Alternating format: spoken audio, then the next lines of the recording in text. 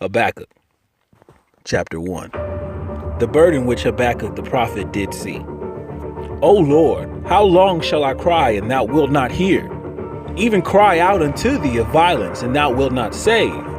Why dost thou show me iniquity, and cause me to behold grievance? For spoiling and violence are before me, and there are that raise up strife and contention. Therefore the law is slacked, and judgment doth never go forth. All the laws we've passed don't count for much if they're not enforced. Rights have to exist in practice, not just on paper. Laws have to be backed up with resources and political will. And deep-seated cultural codes, religious beliefs, and structural biases have to be changed. Mr. Congressman, it's good to see you. Good morning. Good to be with you. So you've got this big summit tomorrow. Essentially, what is your message to several hundred clergy members, I understand, who will be there? Yes, we'll have representatives from 9 denominations who actually pastor somewhere in the neighborhood of about 10 million people. And we're going to, first of all, equip them with the information they need to know about what they can say and what they cannot say in the church. Religious beliefs and structural biases have to be changed. That would violate their 501c3 status with the IRS. In fact, we're going to have the IRS administrator there. We're going to have the Attorney General, Eric Holder, there.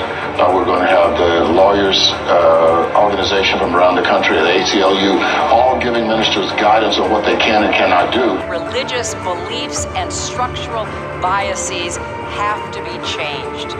For the wicked doth compass about the righteous, therefore wrong judgment proceedeth. Teachers of the law and Pharisees, you hypocrites! You shut the kingdom of heaven in men's faces. You yourselves do not enter, nor will you let those enter who are trying to.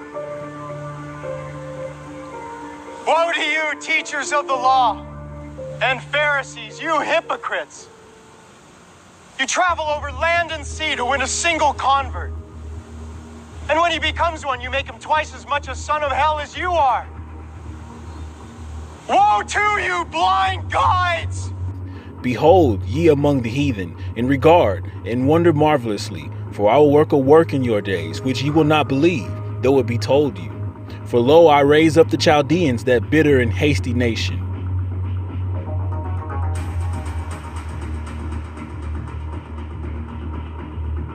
Which shall march through the breadth of the land, to possess the dwelling places that are not theirs.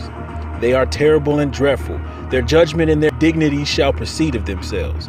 Their horses also are swifter than the leopards, and are more fierce than the evening wolves. And their horsemen shall spread themselves, and their horsemen shall come from far. They shall fly as the eagle that hasteth to eat. They shall come all for violence. Their faces shall sup up the east wind, and they shall gather the captivity of the sand. And the princes shall be a scorn unto them. They shall deride every stronghold, for they shall heap dust and take it. Then shall his mind change, and he shall pass over and offend, imputing this his power unto his God. Art thou not from everlasting? O Lord my God, mine Holy One. We shall not die, O Lord. Thou hast ordained them for judgment, and Almighty God, thou hast established them for correction.